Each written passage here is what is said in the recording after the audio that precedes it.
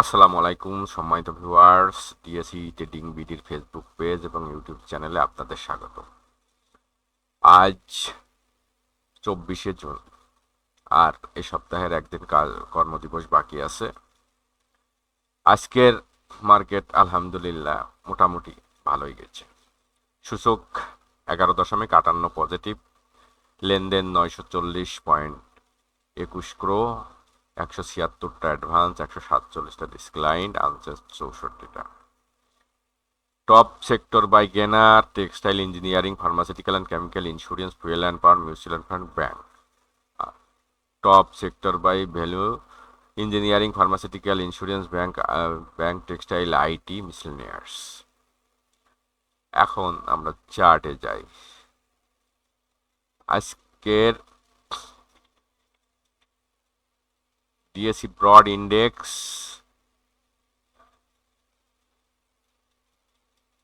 ডিএসির broad index 11.6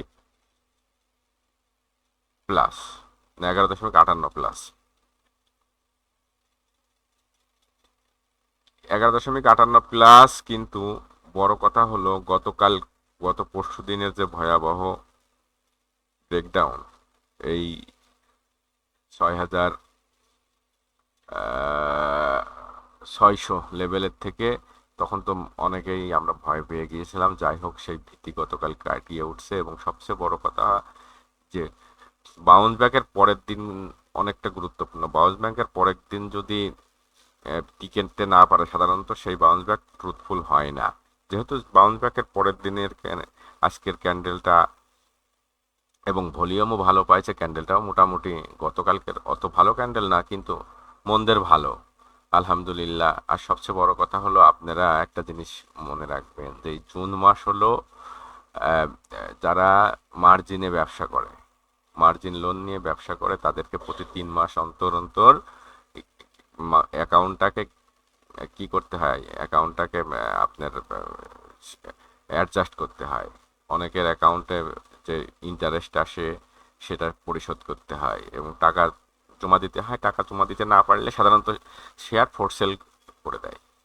তাই আর এই কারণেই মার্কেট অনেকটা উঠতে বাধাগ্রস্ত হচ্ছে আমার ধারণা। আর আগামীকাল হয়তো থাকবে, কারণ 30 তারিখের ভিতরেই তো এগুলো কমপ্লিট করতে হবে। তো 30 তারিখে তো সেল দেবে না, হয়তো আগামীকাল বা রবিবার পর্যন্ত মোটামুটি সেল প্রেশারটা থাকবে। তো এই সেল প্রেশারটা কাটায় উঠতে পারলে মার্কেটের সামনে আর আমার মনে হয় না তেমন কোনো প্রতিবন্ধকতা আছে। যাই হোক, তারপরেও আজকে সেল এবং বায়াররা প্রচণ্ড রশি টানাটানি করার পরে অল্প ব্যবধানে হলেও সেলাররা জয়ী হয়েছে। That's good sign. এখন ইন্ডেক্স নিয়ে অডিট হবার কিছু নেই। ইন্ডেক্স আলহামদুলিল্লাহ খুবই ভালো পজিশনে আছে। আমরা এখন করব, সবসময় আমি বলি যে ইন্ডেক্স যতই ভালো হোক আর খারাপ হোক, ইন্ডেক্স আপনার স্টক সিলেকশন হলো মেন জিনিস। ইন্ডেক্স ভালো হলো, কিন্তু আপনি স্টক যদি ভুল রং স্টক সিলেকশন করেন, তাহলে আপনার অবস্থা দেখেন। আজকে ইন্ডেক্স বাড়ছে, কিন্তু এই যে সব কোম্পানির অবস্থা কি দেখেন তো, এই যে সাপোর্টের অবস্থায় দেখেন তো কি অবস্থা। হুম, সাপোর্ট আজকে সেই, এই যে এখান থেকে যে মুভমেন্টটা দিছিল, আবার ব্যাক টু দা প্যাভিলিয়ানে চলে আসছে না। এই জন্যই সবসময় শেয়ার এন্ট্রি দেওয়ার থেকে এক্সিট নেওয়াটা গুরুত্বপূর্ণ। কোথায় আমরা এক্সিট নেব? আমরা অনেকেই এন্ট্রি দেওয়ার জায়গা চিনি, কিন্তু এক্সিট নেওয়ার জায়গা চিনি না, এবং এক্সিট নেওয়াটা সব থেকে বেশি গুরুত্বপূর্ণ। এখানে দেখেন তো এই ক্যান্ডেলটা কি বলে, এটা সম্পূর্ণ একটা সেল সিনারিও। এই ক্যান্ডেলটা দেখে তো আপনি পরের দিনই সকালে আপনি যদি এখানেও সেল দিতেন, তাহলে 60 টাকা লেভেলে আপনি সেল দিতে পারতেন। এখন এই ক্যান্ডেল হওয়ার পরেও যদি আপনি মার্কেটের দোষারোপ করেন, তাহলে তো আপনার বাজারে ব্যবসা করার প্রয়োজন আছে বলে আমি মনে করি না। যাই হোক, এখন ইন্ডেক্সের নিয়ে আমরা কি অডিট হব না, প্যানিক হব না, এবং একটু ধৈর্য সহকারে আমরা ট্রেড করব। আমরা অ্যাগ্রেসিভনেস দেখাবো না খুব একটা, আমরা ডিফেন্সিভও খেলবো, আবার কিছুটা অ্যাগ্রেসিভ দেখাবো। দেখেন বর্তমানে যে ওয়ার্ল্ড কাপ খেলা চলতেছে, প্রত্যেকটা টিমে 11 জন প্লেয়ার খেলে। 11 জনটাই কি স্ট্রাইকার? 11 জনই কি গোলকিপার, 11 জন কি ডিফেন্স, সবাই সব কিছুই লাগে। তা আমরা যা ঠিক তদ্রূপ মার্কেটটাকে যেমন অ্যাগ্রেসিভনেস দেখাবো না, ডিফেন্সিভও খেলবো অ্যাগ্রেসিভও খেলবো স্টকে ভেদে। আমাদের পোর্টফোলিওতে 5টা 7টা স্টক থাকলে আমরা 4টে ডিফেন্সিভ স্টক রাখবো, 2টা মাঝারি মানের শেয়ার রাখবো, জেড গ্রুপ 2-1টা রাখলাম যেগুলো প্লে করতেছে। এইভাবে আমাদের পোর্টফোলিওকে সাজাতে হবে এবং এইভাবে ট্রেডিংটাকে সাজাতে হবে। আর আজকে ভালো করলো কি আগে দেখি। ভালো করেছেন নাহি ক্যাপ, নাহি ক্যাপের বেশ এটা কারেকশনের পরে আবার গতকাল এটা টপ কি ডবল বটম করে আজকে ভালো কি করছে দেখা যাক। আবার সে আগের আগে আসতে পারে কিনা। সাইপ পাওয়ার তো আমাদের ছিল, কিন্তু শেয়ারটা তো এন্ট্রি দিতে পারে নাই। বলছিলাম রিজেন্টেক্স এই যে আমি বলছিলাম গত কয়েকদিন আগে যে রিজেন্টেক্সের কারেকশনের পরে এই দেখেন একটা ইনডিসিশন ক্যান্ডেল 2টা সৃষ্টি করেছে। এই যে 2টা ডজি ক্যান্ডেল, এই 2টা ডজি ক্যান্ডেলে এন্ট্রি দেওয়ার সুযোগ ছিল। এখানে স্টপ 5 টাকা স্টপ লস ধরে এন্ট্রি দিলে যে আপনি 6 টাকা 7 টাকা আবার পেয়ে যেতে পারতেন। যাই হোক, সোনারগাঁও নিয়ে কোনো কথা বলবো না, মেঘনা দুধ নিয়েও না। শার্প ইন্ডাস্ট্রিজ আমাদের ইস্যু ছিল, কিন্তু এবার তো গতবার এখানে এই ক্যান্ডেলে আমি এর ক্যান্ডেলের পরে বলছিলাম এন্ট্রি দিতে, কিন্তু আবার গতকালকেও দিয়েছিলাম স্টকটা, কিন্তু এবার তো আর মনে হচ্ছে সুযোগ দিল না। গতবার সুযোগ দিয়েছিল, কারা কিনতে পারছেন কিনা। তারপরে আজিজ পাইপ এই দিনে আমি বলছিলাম যে কত 80 টাকা 75 টাকা লেভেলে কিনতে, 75 লেভেলে বা যত কমে কিনা যায়। কিনতে পারছেন কিনা একটু কমেন্ট করে জানাবেন। কেডিএসটাও তো ভালো করছে, আজকে একটা ব্রেকআউট করছে, দেখা যাক ব্রেকআউটটা সাকসেসফুল হয় কিনা। এখন টপ লুজারে যথারীতি বেক্সিমকো তো বায়ার আসতেইছে না। এই দিন ভলিউম ছিল, আবার ভলিউম কমে গেছে।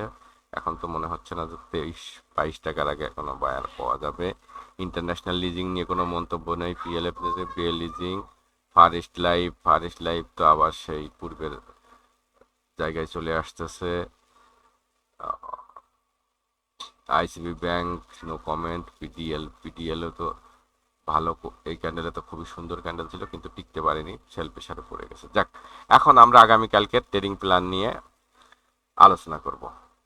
আমরা বলছি এই মার্কেটে আমরা ডিফেন্সিভও খেলবো, আবার কি অ্যাটাকিংও খেলবো।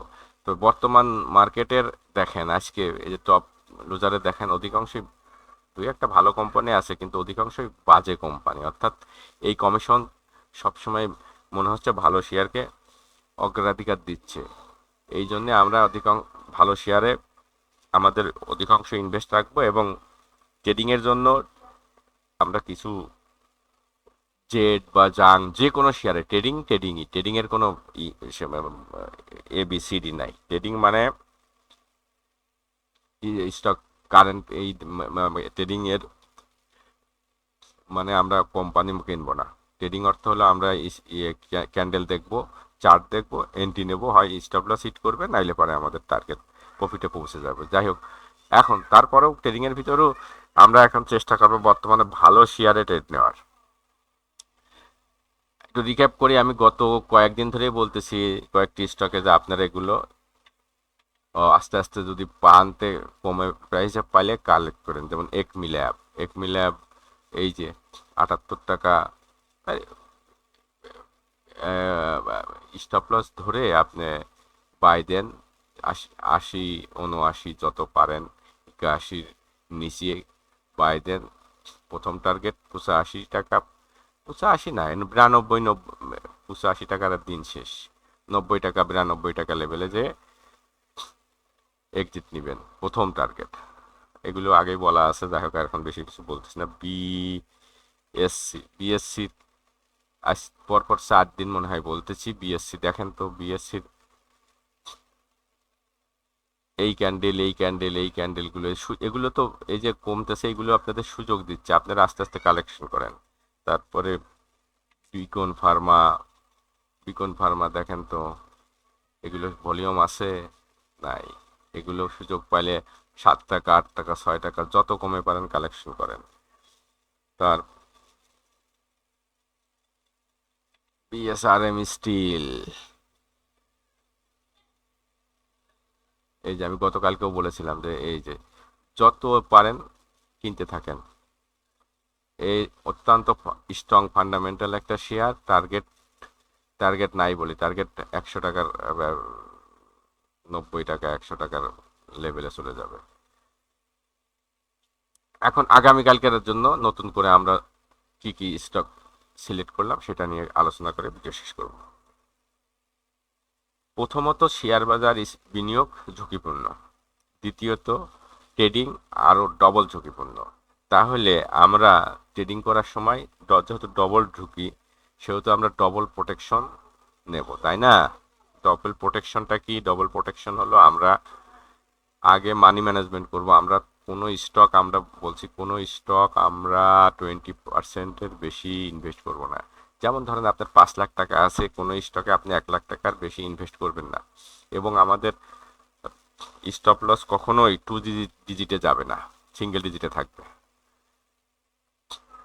তাহলে আমরা এই ডবল রিস্ককে আমরা কিভাবে মোকাবেলা করব? স্টপ লস এবং মানি ম্যানেজমেন্ট, এই দুইটা দিয়ে। এবং আমাদের কোনো স্টকে আমরা এন্ট্রি দেব না যতক্ষণ না আমাদের টার্গেট 2:1 না হয়।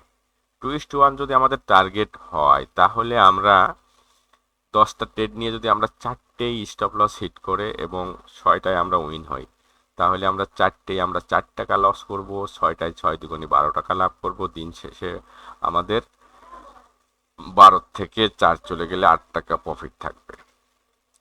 এটাই ট্রেডিং। ট্রেডিংয়ের 100% শিওর শর্ট বলে কোনো কিছু নেই। ট্রেডিং মানেই ঝুঁকি। তবে ঝুঁকিটা নিতে হবে ক্যালকুলেটিভ, হিসাব মতো। আপনার আন্দাজে কোনো কারণে যা স্টক ট্রেড নিলেন আর বললেন যে আমি লস হয়ে গেল, হ্যাঁ লস তো আপনার হবে, আপনি ভুল জায়গায় ট্রেড নিয়েছেন। আমাদের সঠিক সময়ে সঠিক জায়গায় ট্রেড নিতে হবে। যেমন আজকের আমরা কেডিএস এর দিকে লক্ষ্য রাখবো আগামীকাল ট্রেডিংয়ে। কেডিএস আজকে এটা ব্রেকআউট করছে। এখন কেডিএস কি কালকে আমরা যে এই এখানে 54-55 তো কিনে ফেলবো না। আমরা যদি মার্কেট, আই রিপিট, যদি মার্কেট রিটেস্ট করে এবং ডিসকাউন্টে আমাদের কেনার সুযোগ দেয়, তাহলে আমরা এন্ট্রি দেবো, নাইলে আমরা এন্ট্রি দেবো না। কথা ক্লিয়ার? কালকে না পারি পরশু, পরশু না পারি তারপরের দিন, যেদিনই মার্কেট আবার যদি টেস্ট করতে আসে ডিসকাউন্টের রেটে আমাদের সুযোগ দেয়, কত সেই ডিসকাউন্ট রেটটা?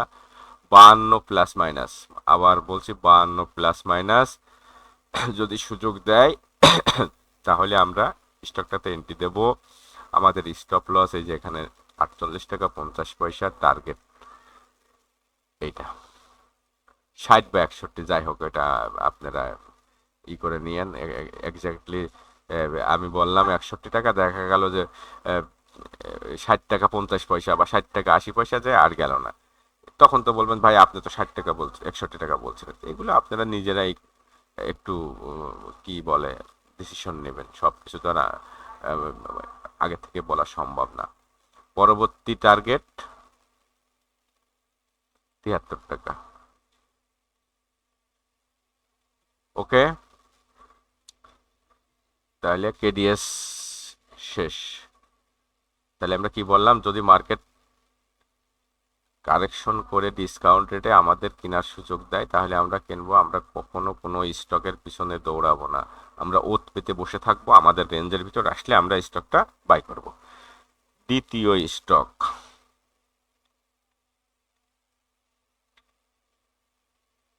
আইটিসি।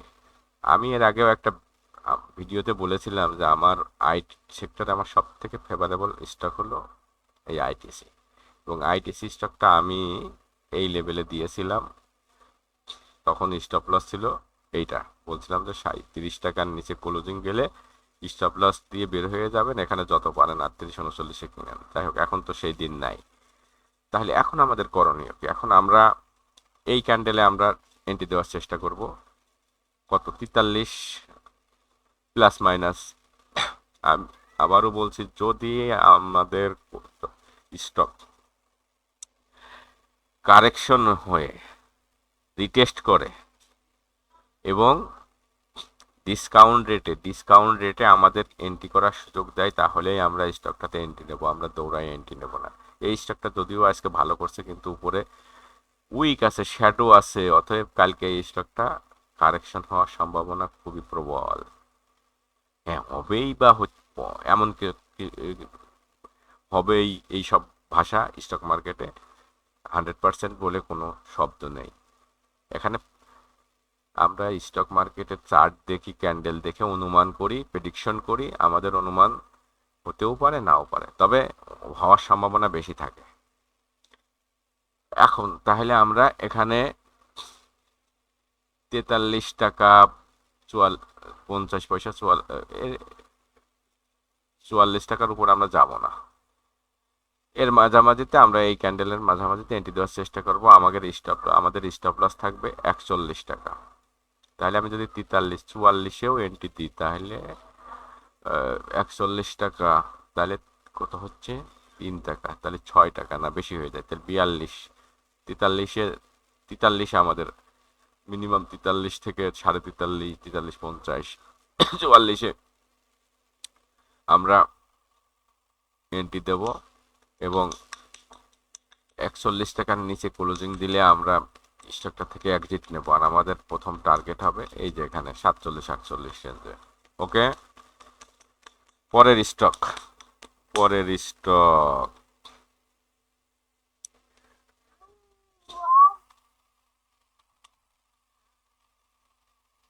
রানার অটো স্টকটা বেশ ভোগাচ্ছে কিছুদিন থেকেই। এখন দেখা যাক রানার অটো আমাদের পরিকল্পনা কি। রানার অটো দেখেন, এই ক্যান্ডেলটায় আমাদের এন্টি ক্যান্ডেল ছিল প্রথম, এই একটা ক্যান্ডেল এন্টি ছিল, কিন্তু স্টকটা এত নামবে এটা আমরা আশা করিনি। কিন্তু ওই যে বললাম, স্টক মার্কেট তো আমার মতো চলে না, ও তার নিজের মতো চলে। আমরা প্রেডিকশন করতে পারি, কিন্তু এটা বাস্তবতা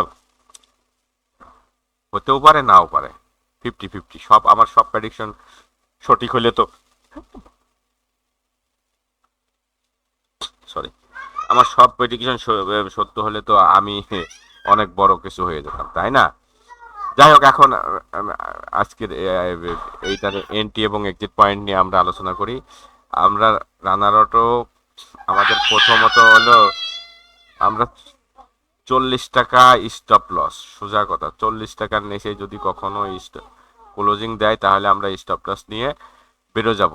আর আমাদের এন্ট্রি ক্যান্ডেল হবে 41 প্লাস মাইনাস, 41 প্লাস মাইনাস, ছোট্ট একটা স্টপ লস। আবার যদি একটু হন, তাহলে 40 না, আপনি করেন, যেহেতু স্টপ লসটা আপনি আর একটু বাড়ায় দেন, বাড়ায় দিয়ে 39 করেন, 39 করেন, 39 করে আর 41 টাকার প্লাস মাইনাস, আমি 2 টাকা এখানে রিস্ক নেবো, 4 টাকা রেওয়ার্ড। আর আমার টার্গেট হবে 45। 41-এর আমি স্টকটা কি করব, বাই করার চেষ্টা করব।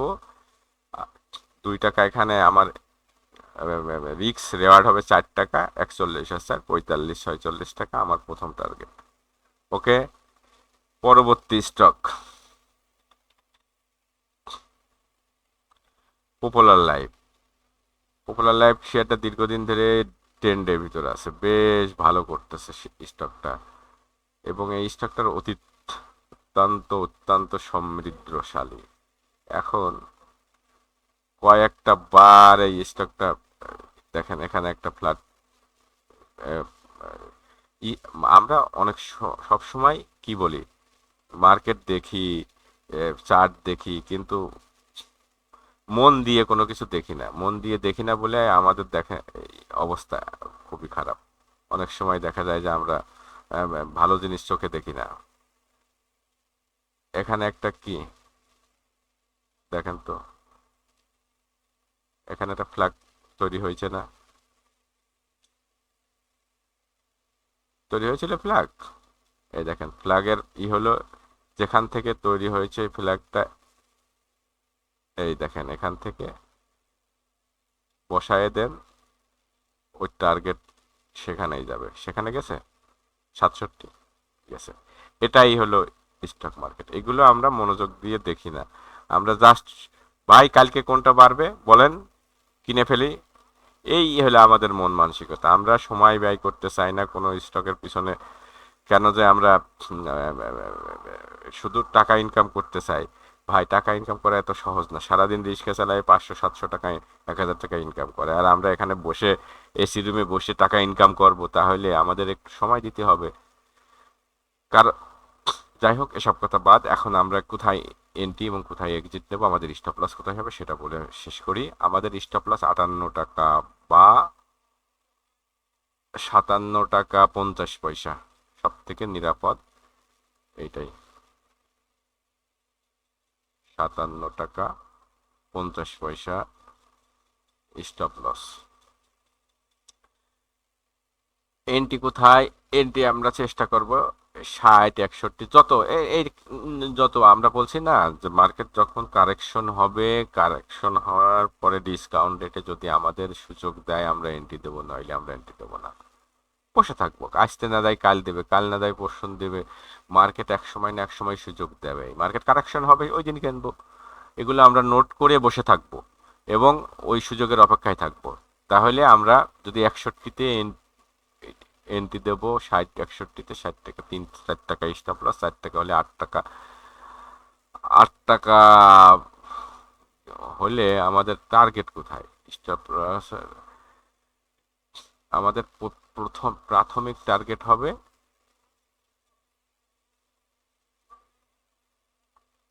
68 টাকা। আমাদের প্রাথমিক টার্গেট কত? 68 টাকা।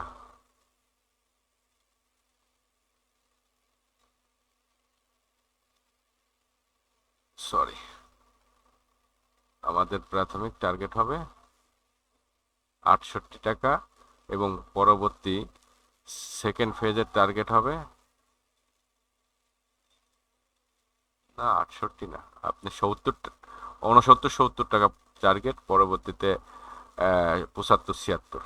এই স্টকটা ভালো হওয়ার খুবই প্রবল সম্ভাবনা আছে। ওকে গেল। সর্বশেষ আর একটা স্টক নিয়ে আলোচনা শেষ করি। স্টক তো অনেক আছে, এতগুলো তো দিলে বলবেন যে কোনটা থেকে ভাই কোনটা কিনবো। পিপলস ইন্স্যুরেন্স, ইন্স্যুরেন্স সেক্টরের অত্যন্ত ভালো লাগছে এই স্টকটা আমার। দীর্ঘদিন ধরে শেয়ারটা আপ ট্রেন্ডে আছে এবং এর ঐতিহ্যও অত্যন্ত ভালো। এখন এই স্টকটা আমরা কোথায় এন্ট্রি দেব, কোথায় স্টপ লস সিলেক্ট করব? আমরা সব সময় আমাদের স্টপ লসকে ছোট রাখবো এবং আমরা প্রফিটটাকে বড় করার চেষ্টা করবো। স্টপ লস ছোট থাকলে সুবিধা কি, স্টপ লস নিলেও যাতে আমাদের ক্ষতির পরিমাণটা কম থাকে। এটা আমরা চেষ্টা করবো 160 লেভেলে, 60 প্লাস মাইনাসে এন্ট্রি দিতে। আমি আবারও বলি যে কি বললাম, যে যদি মার্কেট কারেকশন হয় এবং ডিসকাউন্ট রেটে আমাদের কেনার সুযোগ দেয়, তাহলে আমরা স্টক এন্ট্রি নেবো, নাহলে কি আমরা সাইড লাইনে থাকবো। ওকে, তাহলে আমরা 60 টাকা প্লাস মাইনাস, 60 টাকা 3 টাকা আমার স্টপ লস। আর এই শেয়ারটার টার্গেট আমি বলবো না, কারণ এই শেয়ারটার অপার সম্ভাবনা আছে, অপার সম্ভাবনা আছে। যদি যদি দেখেন, যদি এই স্টকটা, সরি, আমরা উইকলি ক্যান্ডেলে আসলাম, উইকলি ক্যান্ডেলে আসলে জিনিসটা অনেক পরিষ্কার হয়ে যায়। এখানে কিছু দেখতে পান আপনারা? দেখেন তো।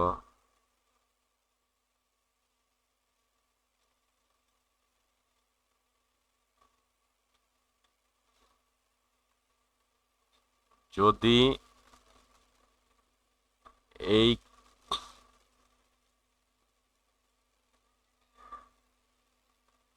ক্যান্ডেল, সরি, যদি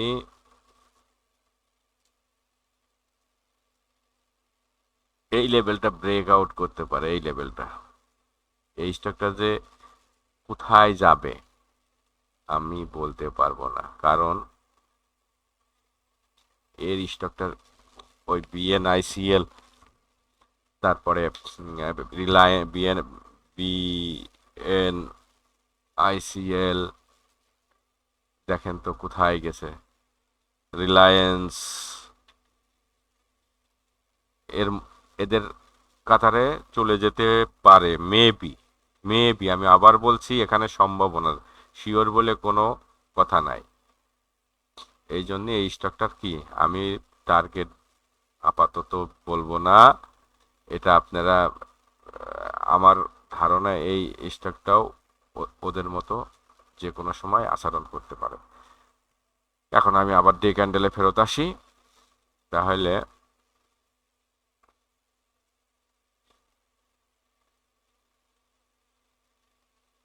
আরে কম্পিউটার এত স্লো কাজ করলে তো হয় না। তাহলে কি বললাম, আমরা চেষ্টা করব 57 টাকা স্টপ লস নিয়ে, 57 টাকার স্টপ লস নিয়ে আমরা 60 প্লাস মাইনাস এন্ট্রি নেওয়ার চেষ্টা করব। এবং এই শেয়ারটার আমি খোলা আকাশ বলে দিলাম, খোলা আকাশ অর্থাৎ এই স্টপটার আমি কোনো টিপি টার্গেট প্রাইস নির্ধারণ করলাম না,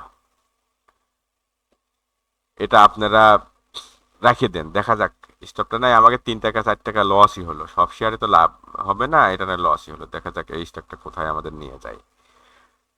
আলোচনা আর বেশি বাড়াবো না, এছাড়াও আরো কয়েকটি স্টক ছিল, কিন্তু একদিনে বেশি স্টক দিলে তো আর আপনারা হজমও করতে পারবেন না।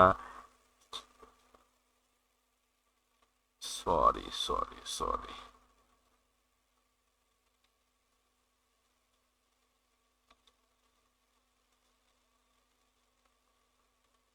আরে কম্পিউটার এত জ্বালাচ্ছে কেন।